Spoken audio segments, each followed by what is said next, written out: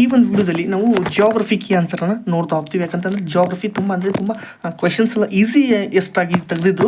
ಹಾಗಿದ್ರೆ MCQ ಅಲ್ಲಿ ಒಂದನೇ ಒಂದು ಕ್ವಶನ್ಗೆ ಆನ್ಸರನ್ನು ನೋಡೋದಾದರೆ ಆನ್ಸರ್ ಡಿ ಆಗಿರುತ್ತೆ. ನೋಡ್ಕೊಂಬಿಡಿ. ಸಂಸ್ಕೃತಿ ಮತ್ತು ಸಮಾಜ. ಪ್ರಪಂಚದಲ್ಲಿ ಅತ್ಯಂತ ಕಡಿಮೆ ಜನಸಂಖ್ಯೆ ಅದು ಆಸ್ಟ್ರೇಲಿಯಾದಲ್ಲಿರ್ತಕ್ಕಂಥದ್ದು.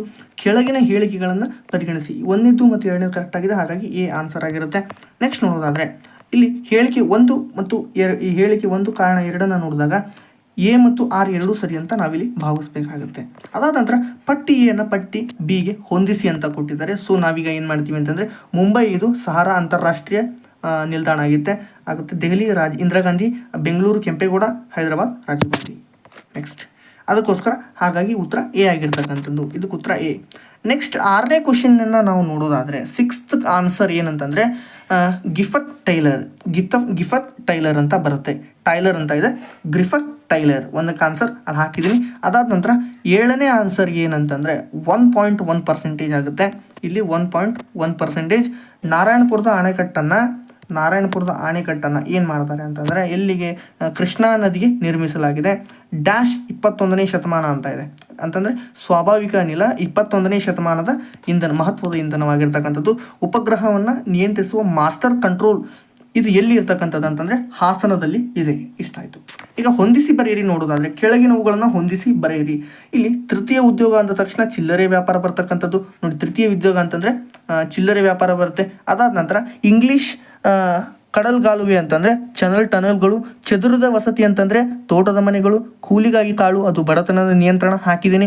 ಅದಾದ ನಂತರ ನೆಕ್ಸ್ಟ್ ಹಸಿರು ಕ್ರಾಂತಿ ಪಿತಾಮಹ ಅಂತಂದರೆ ನಾರ್ಮನ್ ಇಲ್ಲಿದೆ ನೋಡಿ, ನಾರ್ಮನ್ ಬರ್ಲಾಗ್ ಅಂತ ಇದೆ. ಹಾಗಾಗಿ ಒಂದು ಅಂಕದ ಪ್ರಶ್ನೆಯನ್ನು ಒಂದೊಂದಾಗಿ ನೋಡ್ತಾ ಹೋಗೋದಾದರೆ 1 ಅಂಕದ ಪ್ರಶ್ನೆ ಉತ್ತರ ಹೇಳ್ತೀನಿ. ಈಗ ನೋಡ್ತಾ ಹೋಗಿ. ಆಂಧ್ರಪೋ ಅಂತಂದ್ರೆ ಏನು? 1 ನಿಮಿಷ ಹೇಳ್ತೀನಿ. ಆಂಧ್ರಪೋ ಅಂತಂದರೆ ಆಂಧ್ರಪೋ ಅಂತಂದರೆ ಹ್ಯೂಮನ್ ಅಥವಾ ಮಾನವ ಅಂತ ನೆನ್ಪಿಟ್ಕೋಬೇಕು. ಪ್ರಪಂಚದ ಸರಾಸರಿ ಜನರ ಜೀವಿತಾವಧಿ ಅಂತಂದರೆ 65 ವರ್ಷ. ಇಂಡೋನೇಷ್ಯಾದಲ್ಲಿ ಸ್ಥಳಾಂತರ ಬೇಸಾಯಕ್ಕೆ ಹೆಸರು ಏನಂತಂದರೆ ಲಡಾಂಗ್ ಅಂತ ಕರಿತೀವಿ.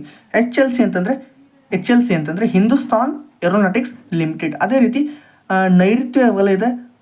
ನೈಋತ್ಯ ರೈಲ್ವೆ ವಲಯದ ಕೇಂದ್ರ ಕಚೇರಿ ಇದು ಹುಬ್ಳಿಯಲ್ಲಿ ಇರ್ತಕ್ಕಂಥದ್ದು. ಇದಿಷ್ಟು ಗೊತ್ತಾಯ್ತಾ? ಹಾಗಾಗಿ 2 ಅಂಕದ ಕ್ವಶನ್ಸನ್ನು ನಾವು ಒಂದೊಂದಾಗಿ ನೋಡ್ತಾ ಹೋಗೋಣ. ಈಗ ಇಲ್ಲಿ 2 ಅಂಕದ ಪ್ರಶ್ನೆ ಭಾರತದ ವ್ಯವಸಾಯದ ಮಹತ್ವವನ್ನು ಕುರಿತು ಬರೆಯಿರಿ ಅಂತ ಇದೆ. ಇಲ್ಲಿ 1 ನಿಮಿಷ ಹೇಳ್ತೀನಿ. ಇಲ್ಲಿ ನಮಗೆ ಕನ್ನಡ ಕ್ವಶನನ್ನು ನೋಡೋದಾದರೆ ಕನ್ನಡ ಕ್ವಶನ್ 17ನೇದು ಏನಂತ ಐತೆ ಅಂದರೆ ರಾಜಕೀಯ ಭೂಗೋಳಶಾಸ್ತ್ರದ ಪ್ರಮುಖ ಮೂಲಾಂಶಗಳನ್ನು ತಿಳಿಸಿ ಅಂತ ಇದೆ. ಇಲ್ಲಿ code the importance of elements of political geography ಅಂದ ತಕ್ಷಣ ನಾವು ಆನ್ಸರ್ ಏನಾಗಿರುತ್ತೆ ಅಂತಂದರೆ territory, population, government and sovereignty. ಭೂಪ್ರದೇಶ, ಜನಸಂಖ್ಯೆ, ಸರ್ಕಾರ ಮತ್ತು ಸಾರ್ವಭೌಮತ್ವ. ಆಯಿತಾ?